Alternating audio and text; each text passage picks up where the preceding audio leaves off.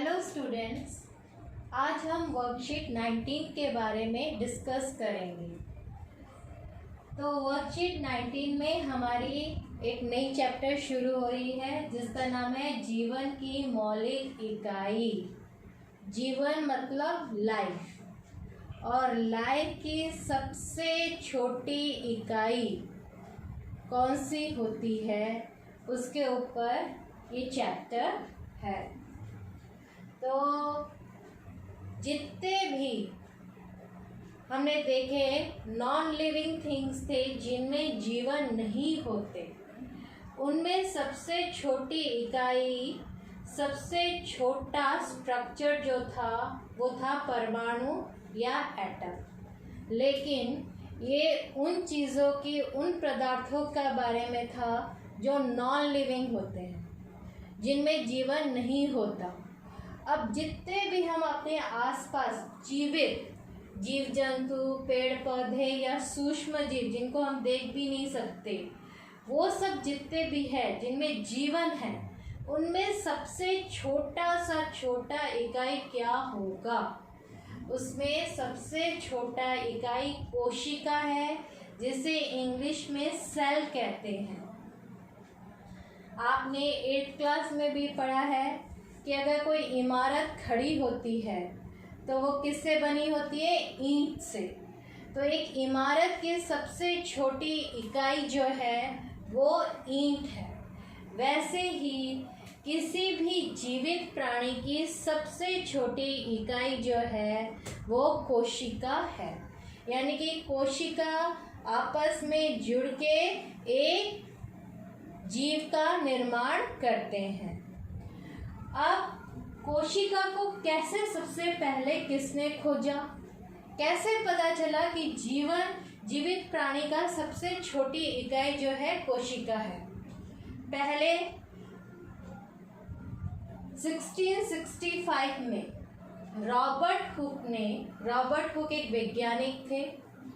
तो उन्होंने जो कॉर्क होता है, कॉर्क आपने देखा होगा, होम्योपैथी मेडिसिन जो होते हैं उसके ऊपर एक लकड़ी का टुकड़ा दे दिया गया होता है बंद करने के लिए, उसको हम कॉर्क कहते हैं।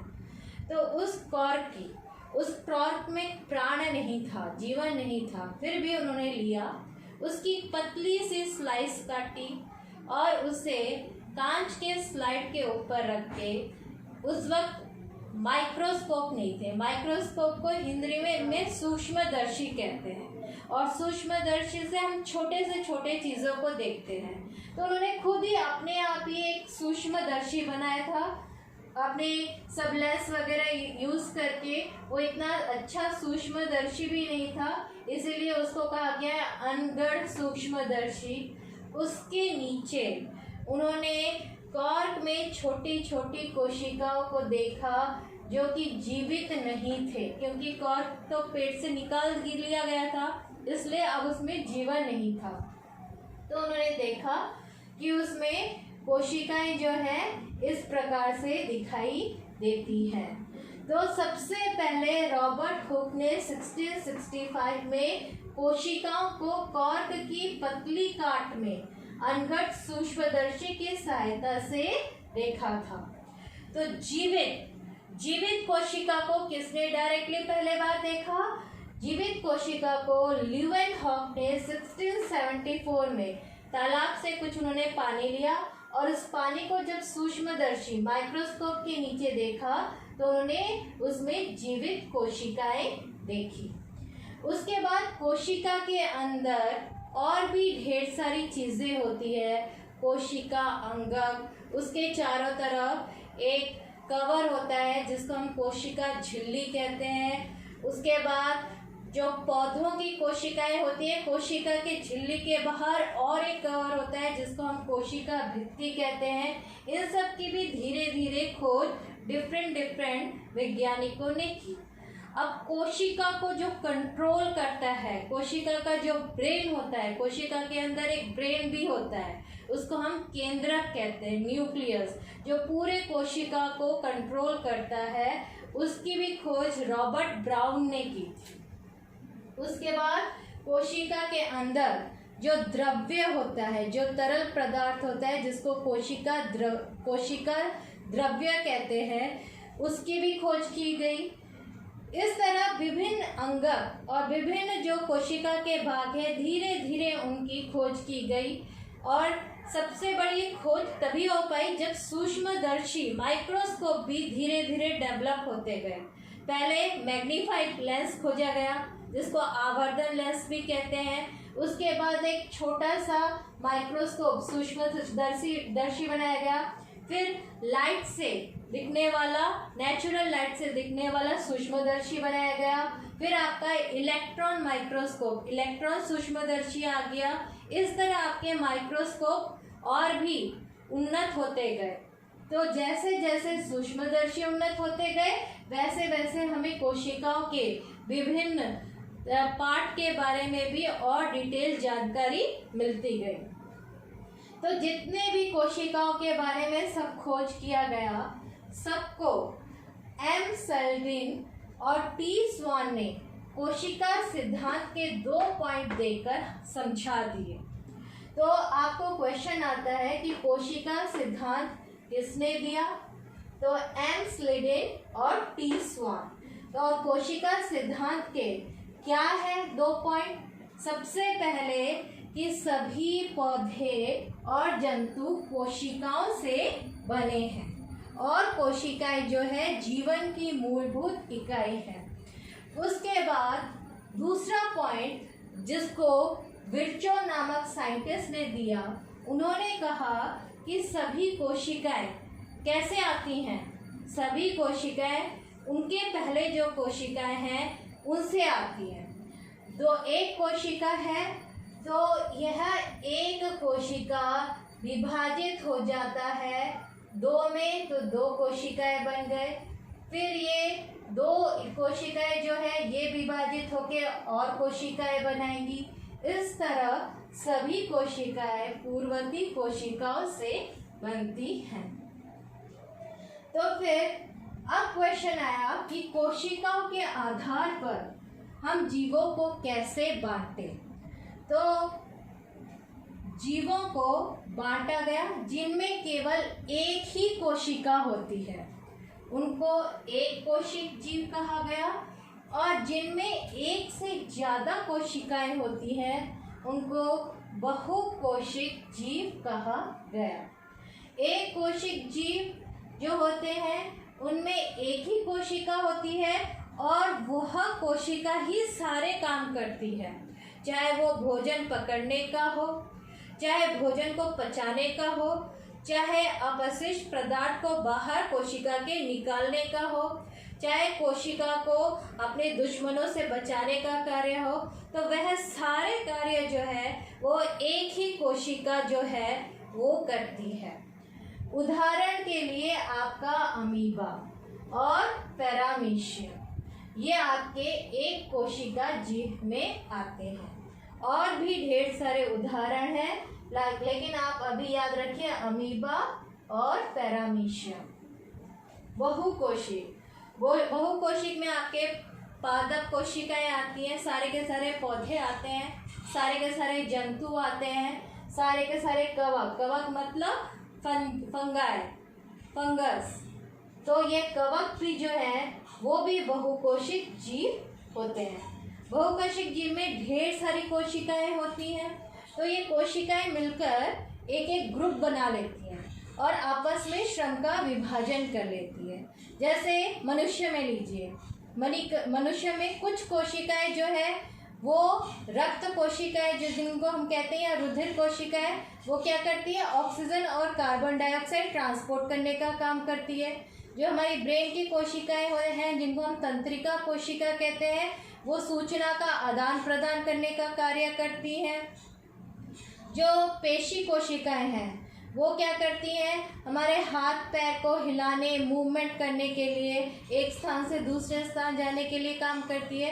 तो बहुकोशिक जीवों में क्या होता है कि कोशिकाओं में श्रम का विभाजन हो जाता है।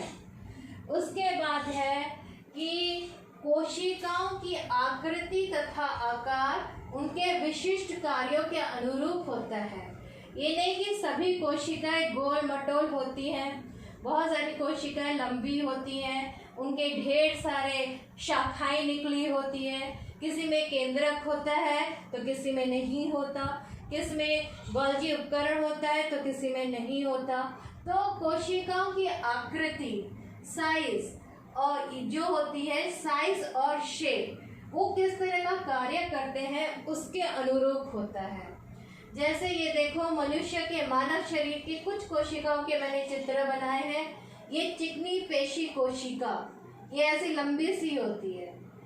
उसके बाद रुधिर कोशिका जो रक्त में पाई जाती है वो ऐसी होती है, और तंत्रिका कोशिका ऐसी लंबी सी होती है, और इसकी शाखाएं भी होती हैं जो कि हमारे ब्रेन में और हमारे नर्वस सिस्टम में पाई जाती है।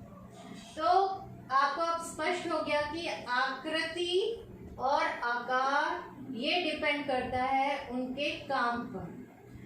तो इस सब से हमें पता चलता है कि जो बहुकोशिक जीव होते हैं उसमें कोशिकाएं मिलकर ऊतक बनाती हैं। ऊतक को इंग्लिश में टिश्यूज कहते हैं। ऊतक जो है वो मिलके अंग बनाते हैं, और अंग जो है वो मिलके अंगतंत्र बनाते हैं, और विभिन्न प्रकार के अंग तंत्र मिलकर उस जीव का निर्माण करते हैं। तो सबसे नीचे हमने पढ़ा कि सबसे मूलभूत इकाई जो है वो है कोशिका की। अब कोशिकाओं की संरचना, यानी कि कोशिकाओं के अंदर क्या क्या पाया जाता है, इसके हिसाब से कोशिकाओं को दो प्रकार में बांटा गया है। एक है प्रोकैरियोटिक कोशिका और दूसरा है यूकैरियोटिक कोशिका। प्रोकैरियोटिक कोशिका जो है, प्रो मतलब पहले, कैरियोटी मीन्स केंद्रक, केंद्रक से पहले वाले कोशिका। यूकैरियोटी में होगा केंद्रक के बाद वाली कोशिका। इस नाम से ही स्पष्ट होता है केंद्रक से पहले मतलब वह कोशिका है जिसमें केंद्रक नहीं होती। ये देखिए यहाँ पर एक कोशिका है, आप ऐसे बीच में जो इसको देख रहे हो ये इसका केंद्रक कहलाता है। यूकैरियोटिक कोशिका में केंद्रक होती है और प्रोकैरियोटिक कोशिका में केंद्रक नहीं होती। तो और भी इसमें ढेर सारे डिफरेंसेस है, और ये एग्जामिनेशन पॉइंट ऑफ व्यू से ये बहुत इम्पोर्टेंट क्वेश्चन है। तो इसमें क्या होगा, प्रोकैरियोटिक कोशिका का सबसे पहले आकार जो है वो काफी छोटा होता है, 1 से 10 माइक्रोमीटर। इसको कहते हैं माइक्रोमीटर।